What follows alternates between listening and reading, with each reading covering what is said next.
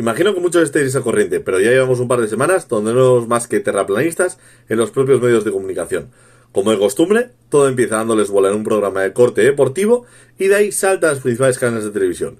No sonará quizás de ningún fenómeno anterior conservacionista, ni de estos que llaman nostálgicos.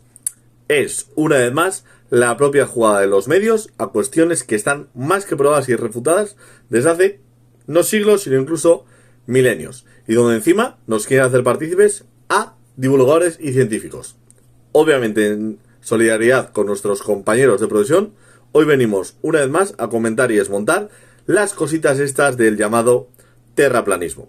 Para esto, a diferencia de otros vídeos que hemos elaborado ya en el canal, y que hicimos de hecho el año pasado también, cuando el fenómeno seguía todavía por ahí, ahora vamos a ir cogiendo los temas que se están hablando y comentando últimamente y que supuestamente no se les está dando explicación, cosa bastante peculiar, la verdad, y únicamente nos vamos a basar en las propias demostraciones científicas que han realizado científicos, por cierto. Y además es muy curioso, ya que estamos viendo también y asistiendo a un hecho insólito. ¿Por qué? Porque resulta que las preguntas que luego se les hacen a los terraplanistas siempre se responde con un eso no es verdad o simple y llanamente queremos un debate. Mientras que, claro, los propios presentadores de estos programas de televisión y demás parece como que alucinan, pero dices, bueno, es que les habéis invitado a vosotros, pero esto no quita que les siguen dando, desgraciadamente, voz en estos medios. Así que hoy venimos, una vez más, a desmontar todas estas cositas del mal llamado terraplanismo. Para empezar, una de las grandes bobadas que se comenta siempre, el tema de la curvatura del agua. Simple y llanamente lo podéis hacer en vuestras casas. Tomad agua en un vaso, en un medio, el que queráis, y veréis cómo la forma del propio líquido se adapta a diferentes sólidos, formando, como no, una esfera. Incluso una gota flotando en el espacio es redonda o esférica, porque esta es la forma de menor esfuerzo de adaptación de este material, de este líquido, del H2O. Y esto es lo mismo que le pasó a nuestro planeta Tierra cuando se comenzó a diferenciar y a solidificar sus diferentes partes duras, además del propio efecto que ejerce la gravedad y, en este caso del agua, la propia tensión superficial. Además, si sabemos que existe agua en otros planetas, una vez más, porque estos no serían planos y la Tierra sí.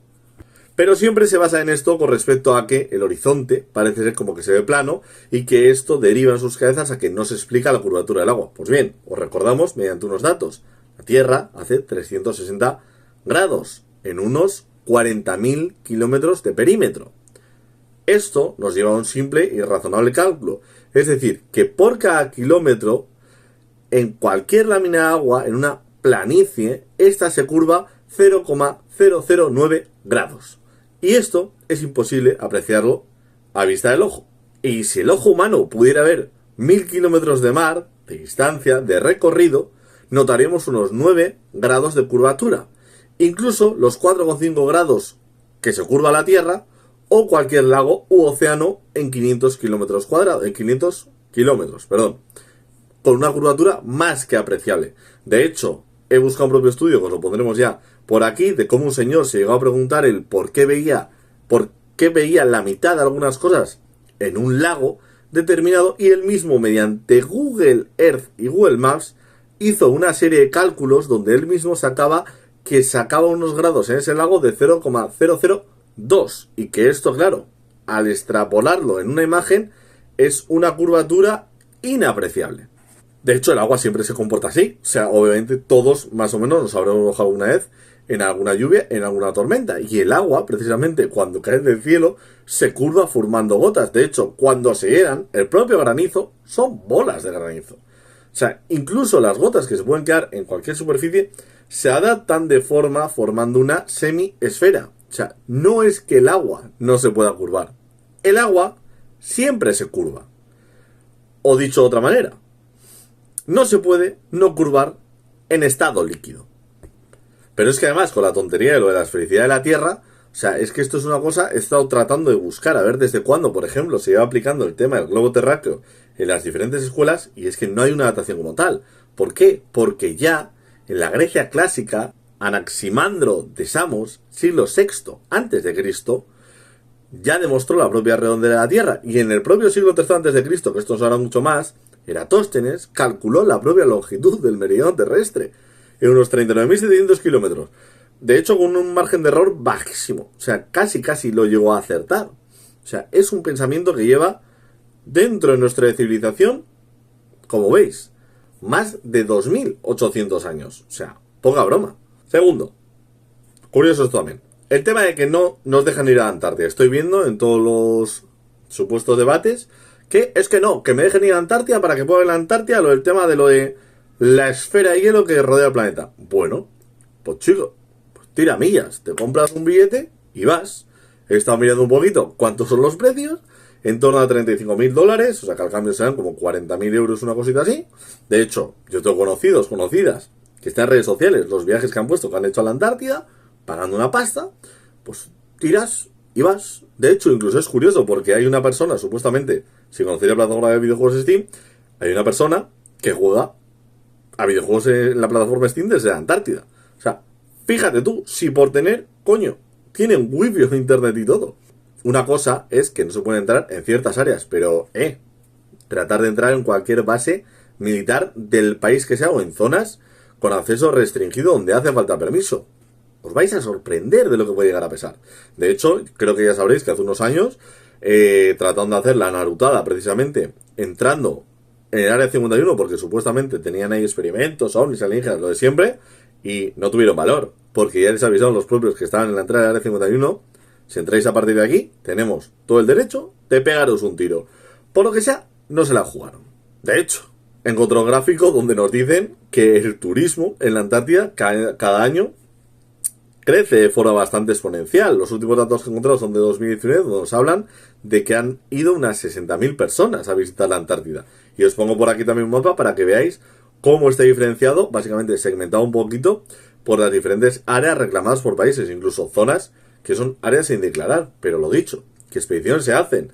De hecho, hace poco, en noviembre si no me equivoco, se hizo una expedición final, de Final Experiment, vamos a decir, entre varios terraplanistas y varios científicos para ir a probar. El objetivo de los terraplanistas era precisamente ir a ver cómo, con las ideas que ellos tienen, no estaría el Sol todo el rato precisamente por ahí arriba circulando debido a, como os pondré por aquí, a que debido a la rotación de nuestro planeta en la Antártida durante varios meses del año no se pone el Sol, como en otras partes, también os digo.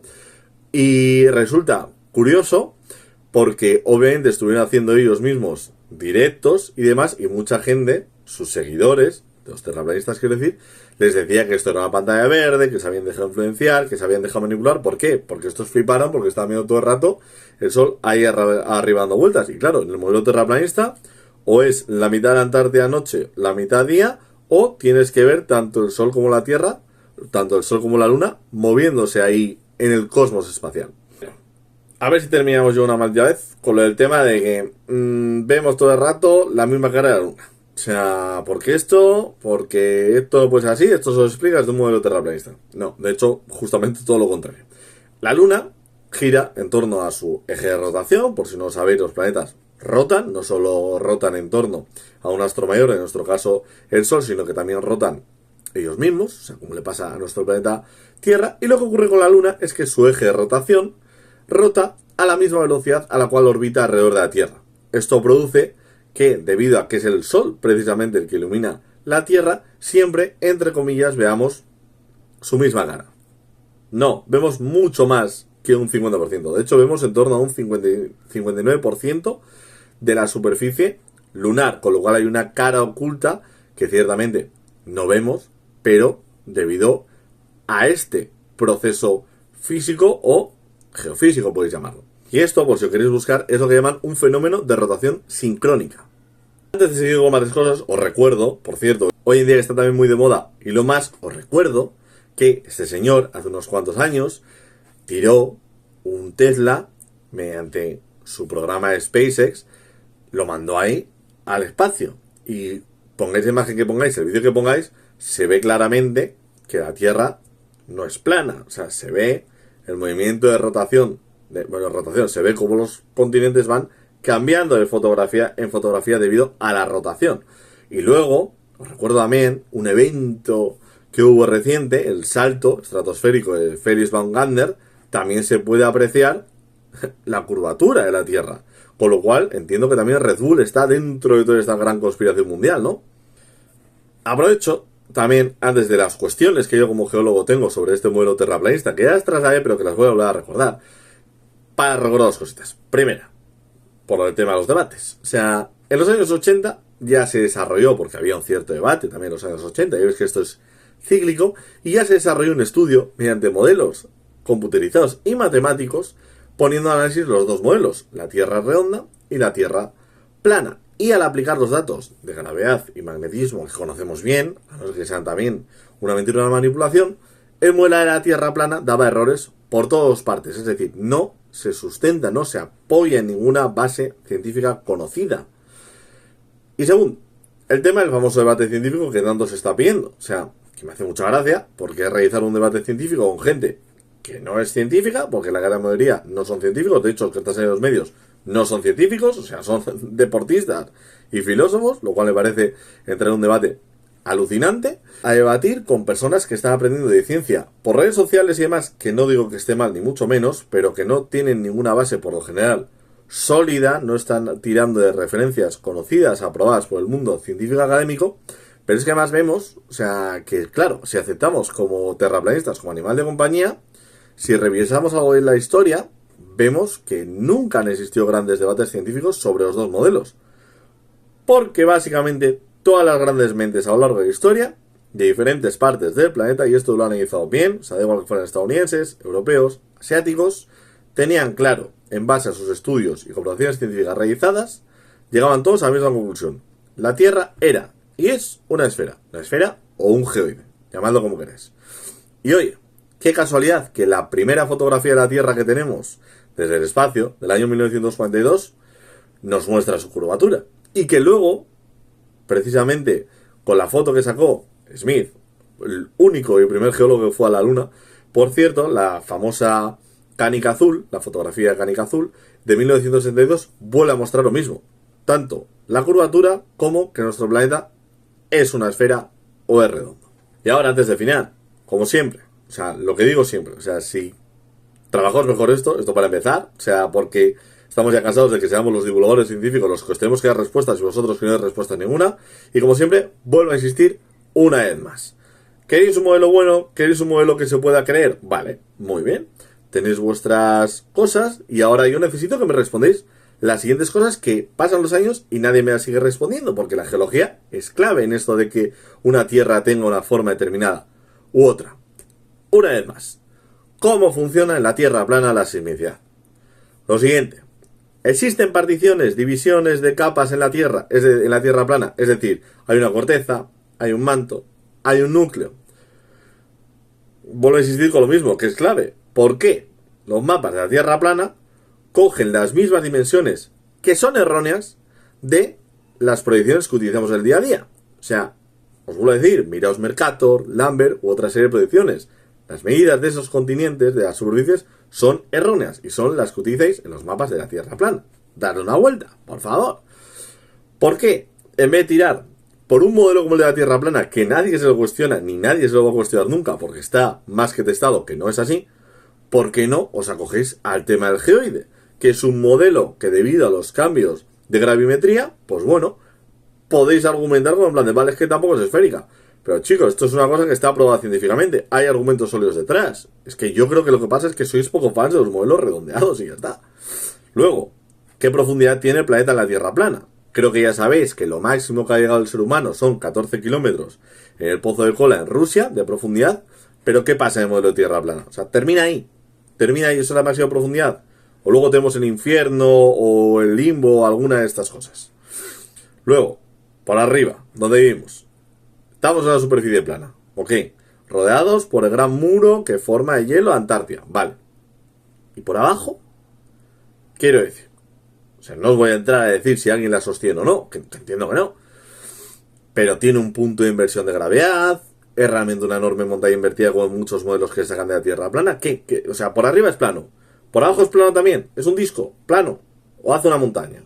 O sea, es que yo necesito una explicación, porque en base a esto luego viene otra serie de cuestiones. O sea, en un modelo totalmente plano, ¿existe un campo electromagnético? ¿Cómo se producen los terremotos?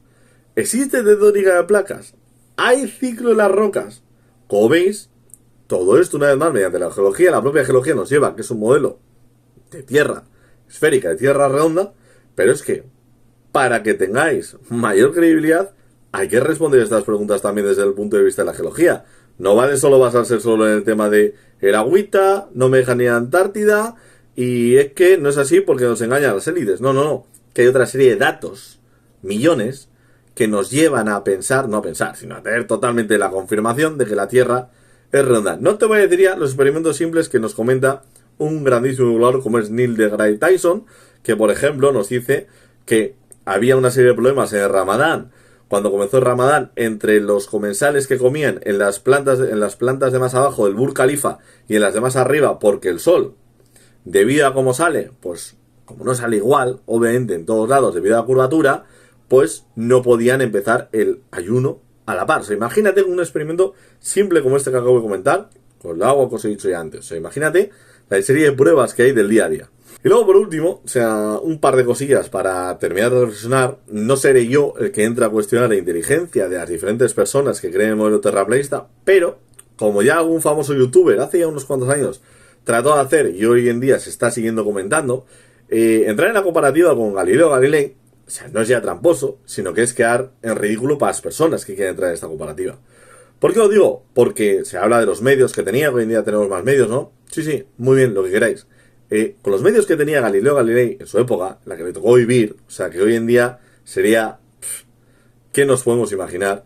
O sea, finales del siglo XVI, siglo XVII, es la primera persona en la que tenemos constancia real que observó en unos pocos meses del mismo año, de 1610, todos los planetas del sistema solar.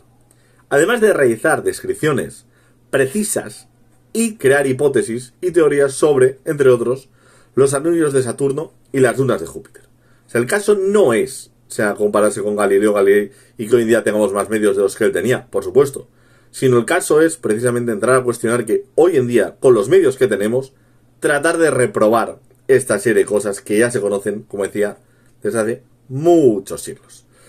Además de que, de hecho, mediante la propia ciencia, unos últimos artículos recientes que han entrado en comparativa sobre estos modelos de terraplanismo y demás nos hablan de que posiblemente estas personas que están siendo entrevistadas en los medios sufren de efecto Dunning-Kruger.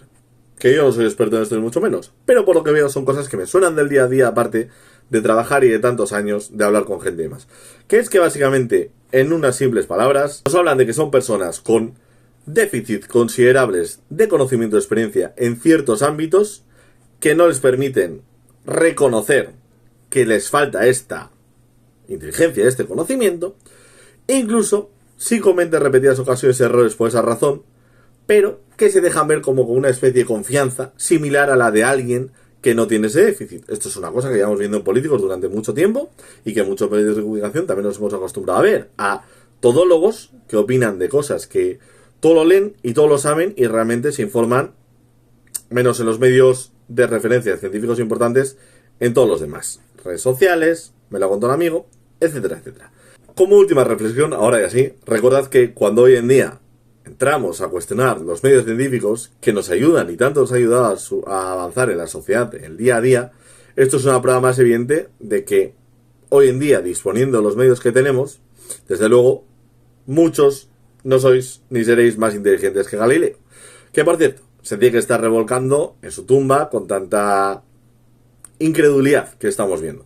Porque una cosa es dudar de la ciencia, de hecho, tener inquietudes y cuestionarnos la realidad que vimos, es lo que provoca precisamente que la ciencia avance, que se produzcan avances científicos.